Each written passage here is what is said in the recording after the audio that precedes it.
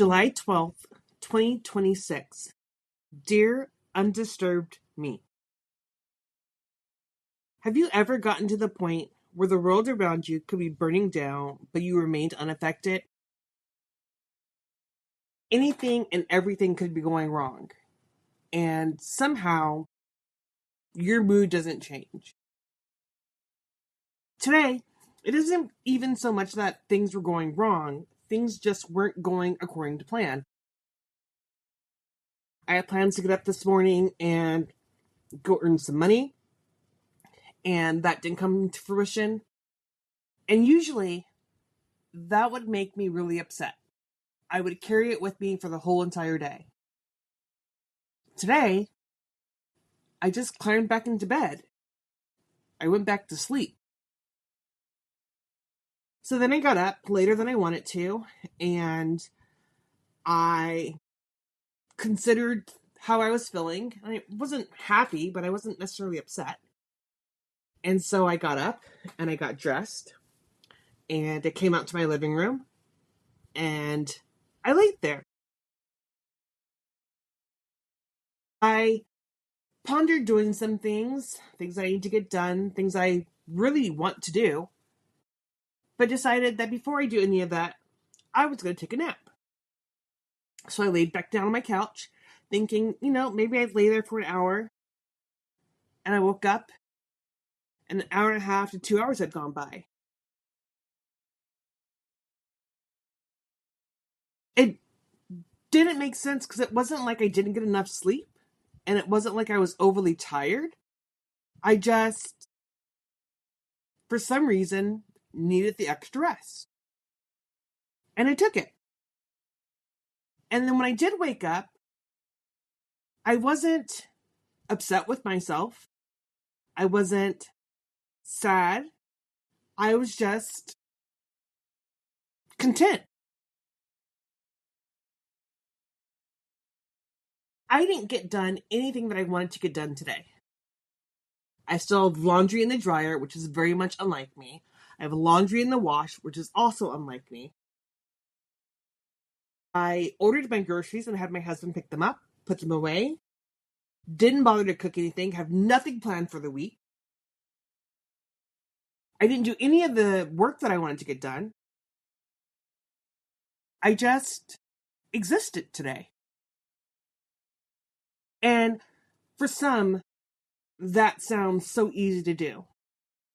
But when you're a chronic overthinker and you have anxiety and OCD, every moment of your life is planning every moment of your life. Today, that wasn't the case. I know that I could stay up late tonight if I wanted to do the things I want to do, and I just might. I'm not actually feeling tired. I also know that tomorrow my day isn't full. I have just as much time to do all those things tomorrow, which is maybe why, for once in a very long time, I just enjoyed my weekend. Even this, for example. Usually I write in my journal earlier in the day. Or I should say earlier in the night. Usually around 8 or 9. And I record the podcast. And tonight, I'm sitting there and I'm working on a project with my husband, for my husband, and it dawns on me, I haven't written in my journal yet today. And it wasn't something I wanted to blow off, so I tell him, hey, I'm going to step away, I'm going to do my journal, I'm going to do my podcast. And I come into my office, and I start to do my podcast, and the site that I use to record my podcast and edit my podcast and publish my podcast wasn't working. I would typically get upset with that too, because when things don't go the way that I need them to go, the world is on fire. And I said to myself, it'd be really unfortunate if I couldn't make a podcast tonight, but I'd be okay. Now, don't take that as I don't want to talk to you guys, because that is far from the truth. I enjoy having these conversations with you all. I enjoy writing in my journal. This is probably the most consistent I've been in forever with writing in my journal. But for once, it didn't sit heavy on me if I didn't get it done. I don't believe that if I had not been able to do it tonight, that I would have skipped it tomorrow. I'm really good at that. I'm really good at, hey, if I don't do something all the days in a row, then it just stops. Working out, for example. On the 1st, 10 days ago, I was super excited the month was starting. I was going to do my workout plan. I was going to get into shape. I did exercise for one day, didn't do the next day, haven't touched it since. Because my brain says, well, you didn't do it. You can't start now. We talked about that, how I have to wait for the beginning of something to start. But this doesn't feel like that. This feels like clarification and knowing myself. Clarification and knowing that not everything has to be set in stone.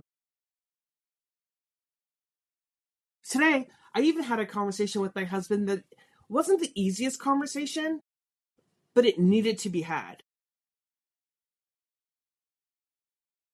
We are talking about the possibility of moving, which is a big step. We have our home, we have our land. I love it out here, but I'm a city girl at heart. And every part of me wants to move back towards the city.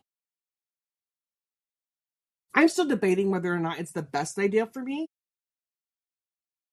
but it feels like the most genuine idea for me that I've had in a long time.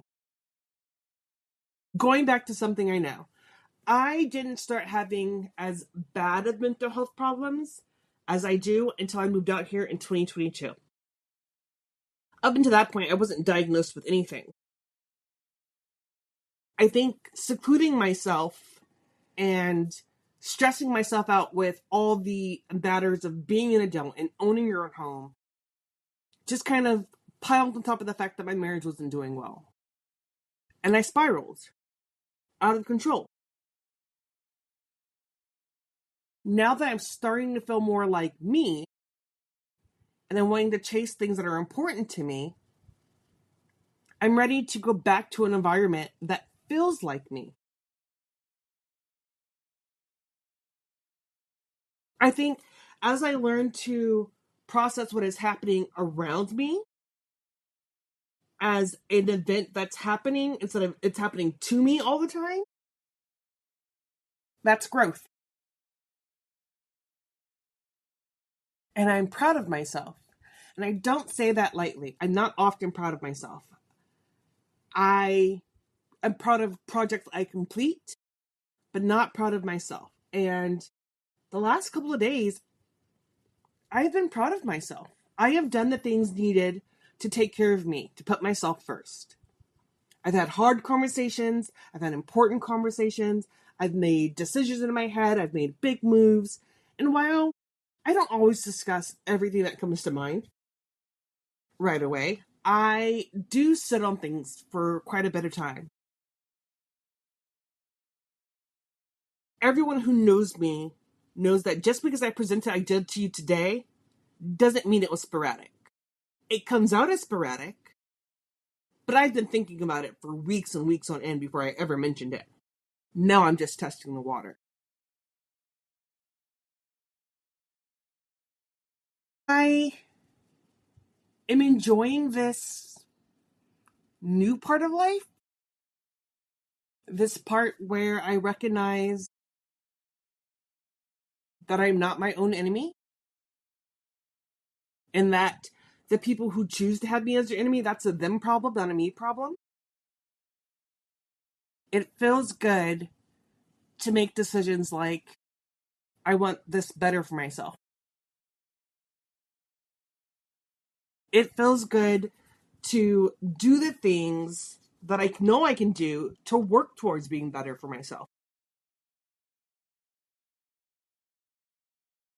For me, that's doing some of the hard things. That's showing up every day. That's listening to my body and listening to my mind and listening to my heart. That is doing the things that aren't so fun, the things that aren't so easy. It means taking my meds when I don't want to, closing off the relationships that don't work for me, moving on from things that don't suit me.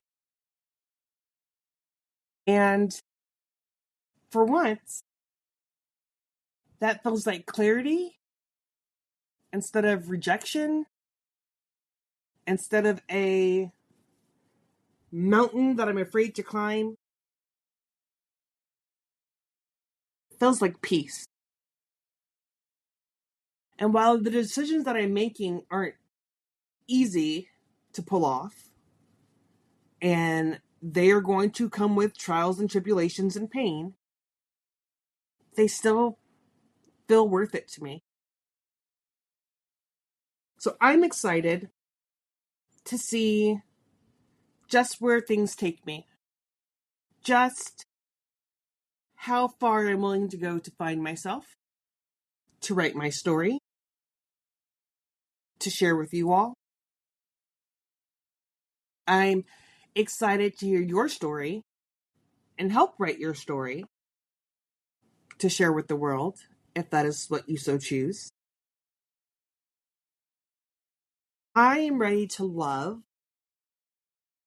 and be loved. I'm ready to smile and to laugh. I'm ready to relax, to not carry so much pressure on my shoulders because I don't need to.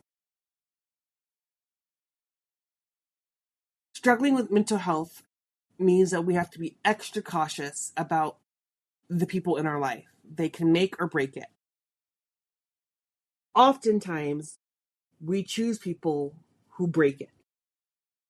We can become so dependent on the chaos that we don't know what else to do. We thrive in it. That's what we know. We hate it. We detest it. But we know how to survive in it, so to speak. And again, I want to remember that surviving isn't the answer. None of us want to just survive. We don't want to spend our life miserable and toting along the worst parts of ourselves because all we thought we deserved was to survive. Instead, I like to heal. And I recognize that healing looks like putting myself first and remembering that I'm just as important as the next person. My piece of pie today was being undisturbed by the little things that crept in and tried to take over. My piece of pie was knowing I had a plan for my day and letting it go out the window. My piece of pie was not holding on to ill feelings when interacting with my husband.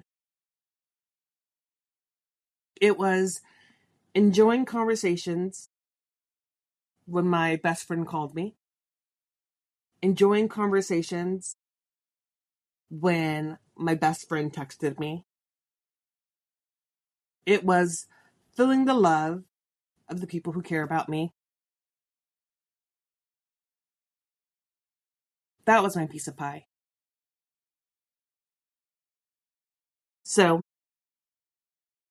I want you to take the night to consider that not everything is a you problem. And that's easier to say than it is to do. But not everything is a you problem. Sometimes it's very much the environment that we're in. Sometimes it takes seeing the worst to know that we deserve the best. I would love to help you see that. And if for some reason you are unable to at the moment, that's okay too. Because here in Dear Journal, we don't expect perfection. We don't need the order. We just need to move. We just need to make sure we are progressing in whatever it is we do. So, just remember, today is another page in the story. It doesn't have to be perfect. It just has to be written. And before you close your journal tonight, ask yourself, what was your piece of pie today? Until tomorrow, love you loud.